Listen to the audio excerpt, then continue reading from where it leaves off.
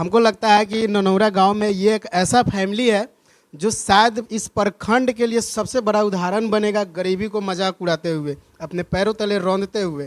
तो आप भी अपने गरीबी से, अपने तंगी से, अपने परेशानी से परेशान नहीं हो, बल्कि उसे अपना एक मौका बनाए, उसमें एक रास्ता ढूंढे आगे बढ़ने का। मिलते हैं। तो जिस प्रकार से गरीबी और मजबूरी को डॉक्टर बाबा साहब अम्बेडकर ने पैरों तले रौंदते हुए उसका मजाक उड़ाया और गरीबी क्या है उस पर कोई असर नहीं पड़ा, ठीक उसी प्रकार ये जो मेरे साथ अंकल जी है अपने पैरों तले उस मजबूरी को, उस गरीबी को पैरों तले रौंदते जा रहे हैं अभी भी, और उसका मजाक उड़ाते जा रहे हैं और एक मिसाल बन के इस समाज में ननौरा गांव में उभरते जा रहे हैं। देख लीजिए, ये तीसरा शख्स होंगे एक ही परिवार में जो एसआई के पोस्ट पे पदस्थापित होंगे। आपके भाई जिस तरह से कष्ट को झेले उस तरह से आपको सामना नहीं करना पड़ रहा है। नहीं, उस तरह का सामना अभी नहीं करना पड़ता हमको। यानी आप स्पष्ट कहना चाह रहे हैं कि भैया और भाभी का पूरा सपोर्ट है। हाँ, पूरा सपोर्ट है। नमस्कार, मैं हूं मनीष माहिर पब्लिक ऑफ इंडिया ऑफिशियल के साथ, और फिर से मैं मोतिहारी जिला के घोड़ासहन प्रखंड के ननौरा गांव में उपस्थित हूं, जहां पे ये आप देख रहे हैं सचिन जी के पिताजी हैं, जो सचिन जी एसआई में है और उनकी वाइफ भी एसआई में है, और उनके भाई सामने बैठे हुए हैं। इनकी भी पीटी और मेंस का रिजल्ट आ चुका है। तो सबसे पहले मैं बताना चाहूँगा कि दबे कुचले शोषित वंचित वर्ग के लोग यानी SC ST वर्ग के लोग को जब भी मौका मिला है अपनी काबिलियत 100% साबित किया है। उसमें थोड़ा सा भी नुकसान नहीं लगता है कि इनमें कोई भी काबिलियत नहीं है। ये काबिलियत के दम पे ही आप जो देख रहे हैं, ये जो मकान देख रहे हैं, उनके पिताजी साक्षात यहाँ पे बैठे हुए हैं। इन्होंने बहुत गरीबी को झेलते हुए अपने बच्चों को पढ़ाया और एक अच्छे मुकाम पे पहुंचाया। तो सबसे पहले डायरेक्ट इनसे बात करते हैं। विक्रम जी मेरे साथ में है, तो विक्रम जी से बात करेंगे कि किस तरह से आपने तैयारी किया, आपके भाई को भी देखकर, या आपकी अपनी ललक है कि हम एसआई बने या IAS IPS बहुत ऊंचे ओहदे पद को लेकर आए। पहले स्वागत है। थैंक यू, और आपको भी और कैमरामैन भैया को भी। और तैयारी की बात रही तो तैयारी की प्रेरणा मेरे भैया से मिले, और इसके मार्गदर्शन में पिताजी और माँ भी हैं साथ। क्या लगता है आप पीटी और मेंस को तो निकाल चुके हैं, अपना लक्ष्य पूरा हासिल कर पाएंगे? हाँ, ये तो है, कर लेंगे, उसमें दिक्कत नहीं है। तैयारी किस तरह से चल रही है? तैयारी सही चल रहा है अभी। जिस तरह से आपका रिजल्ट आ गया है, अपनी तैयारी सही तरीके से कर रहे हैं, जो लोग तैयारी कर रहे हैं उनको आप क्या बताइएगा, किस तरह से तैयारी करना चाहिए? तैयारी करने से पहले सबसे पहली बात कि किसी भी विषय में अगर आप तैयारी कर रहे हैं, किसी भी कंपटीशन का, सबसे पहले प्रीवियस ईयर पेपर पढ़ना चाहिए। प्रीवियस ईयर पेपर पढ़ने से पता चलता है कि एग्ज़ाम का पैटर्न क्या है, धीरे धीरे चेंजेस क्या हुए हैं उसमें। ये पढ़ने से पहले बात की पता चल जाता है कि क्या पढ़ना है, क्या नहीं पढ़ना है, क्या पढ़ना है और क्या छोड़ना है, ये भी ज़रूरी होता है। बहुत सारे बुक होते हैं जो सभी विषय के बारे में बताते हैं, और एग्ज़ाम का जो पैटर्न है धीरे धीरे लगातार परिवर्तित होते जा रहा है। प्रीवियस ईयर पेपर पढ़ने से ये फ़ायदा होता है। और हम अपने विषय में बताएं तो अगर पढ़ाई किए तो शुरू में लुसेंट वगैरह ये सब पढ़े, और धीरे धीरे भैया ही लोग का मार्गदर्शन मिला, घटना चक्र का भी अध्ययन किए, और 67वीं BPSC मेंस जो दिए हम वहाँ CME इंस्टीट्यूट पटना से रहकर पढ़ाई किए, उसमें हमको बेनिफिट हुआ। और ऑप्शनल मेरा हिस्ट्री था, उसके विषय में सही से पढ़े थे, UGC नेट भी क्वालिफाई किए हम।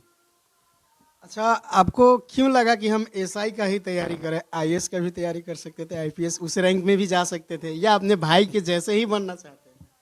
शुरू का माहौल उस प्रकार का नहीं हो पाया, और रहता तो आदमी वहाँ तक प्रयास करता करने का, लेकिन शुरू का माहौल उस प्रकार का नहीं था।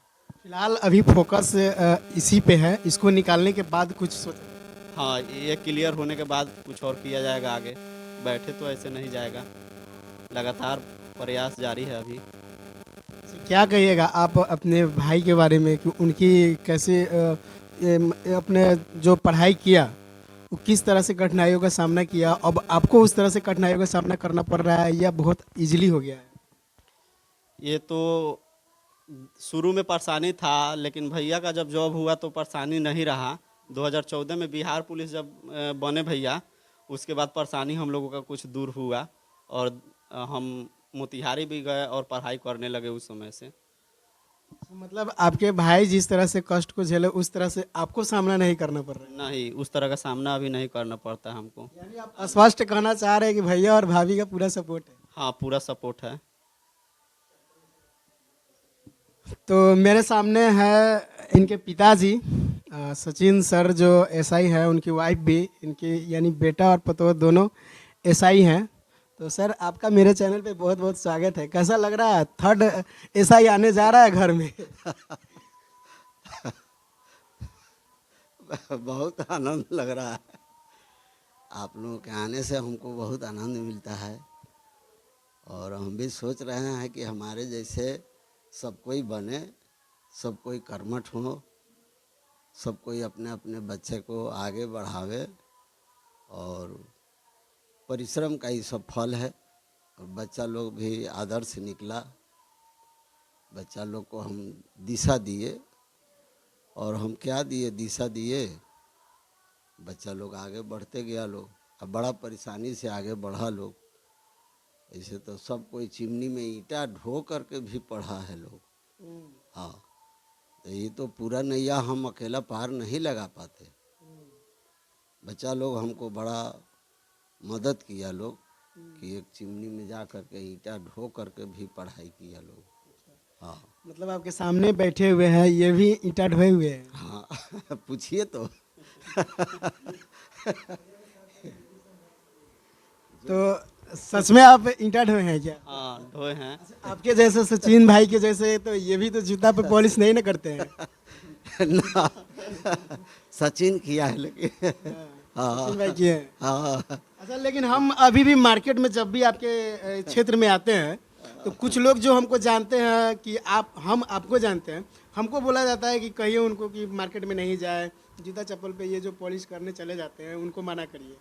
तो क्या कहिएगा उन लोगों को? नो नो, हम क्या कहेंगे। देखिए, हम मैंने सोचते हैं कि कर्म ही प्रधान है, कर्म करना चाहिए। आ कर्म का, जब कर्म करने से, अच्छा कर्म करने से अच्छा ही फल मिलता है। कर्म कोई छोटा नहीं है। हमारे संत रविदास भक्त जी थे, आज इतिहास उनका गवाह है कि नहीं? आप तो बोलिए कम से कम, आप जान रहे हैं रविदास। बिल्कुल बिल्कुल। और रह गया कि ये सब जो है कर्म है। थोड़ा थोड़ा हम तो पढ़े लिखे नहीं हैं, लेकिन ऐसे सुनते गए और सुन करके हम कुछ बात को पकड़े कि भाई शिक्षा एक ऐसा माने हथियार है कि गरीबी को भगाया जा सके। शिक्षा ही एकमात्र ऐसा साधन है जिसके द्वारा गरीबी को मिटाया जा सकता है मूलतः। हाँ हाँ, बात सही। तो जिस प्रकार से गरीबी और मजबूरी को डॉक्टर बाबा साहब अम्बेडकर ने पैरों तले रौंदते हुए उसका मजाक उड़ाया और गरीबी क्या है उस पर कोई असर नहीं पड़ा, ठीक उसी प्रकार ये जो मेरे साथ अंकल जी है अपने पैरों तले उस मजबूरी को, उस गरीबी को पैरों तले रौंदते जा रहे हैं अभी भी, और उसका मजाक उड़ाते जा रहे हैं और एक मिसाल बन के इस समाज में ननौरा गांव में उभरते जा रहे हैं। देख लीजिए, ये तीसरा शख्स होंगे एक ही परिवार में जो एसआई के पोस्ट पे पदस्थापित होंगे। कैसा लग रहा है?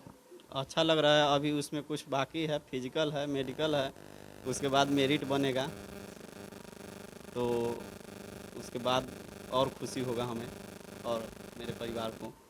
चलिए, साथ साथ आपके फैमिली के साथ साथ इस समाज के लोगों को भी प्रेरणा मिलेगा कि एक घर में जब मेहनत करने से इतना लोग आगे बढ़ सकता है तो हम सब भी आगे बढ़ जाएंगे।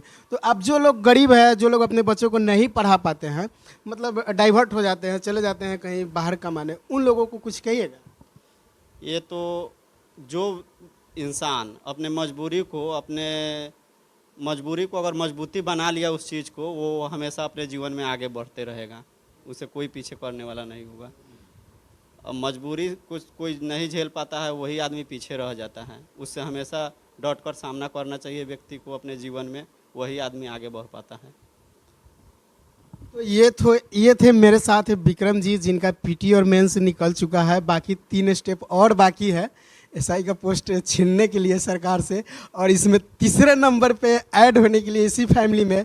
तो दोस्त, आप क्या कमेंट करिएगा, क्या सोच रखते हैं कि एक गरीब को डाइवर्ट हो जाना चाहिए या लगातार अपने आप को माइंड फोकस करके उस पर मेहनत करना चाहिए और आगे बढ़ते रहना चाहिए निरंतर। हमको लगता है कि ननौरा गांव में ये एक ऐसा फैमिली है जो शायद इस प्रखंड के लिए सबसे बड़ा उदाहरण बनेगा, गरीबी को मजाक उड़ाते हुए, अपने पैरों तले रौंदते हुए। तो आप भी अपने गरीबी से, अपने तंगी से, अपने परेशानी से परेशान नहीं हो, बल्कि उसे अपना एक मौका बनाए, उसमें एक रास्ता ढूंढे आगे बढ़ने का। मिलते हैं अगले वीडियो में, तब तक के लिए नमस्कार, थैंक यू।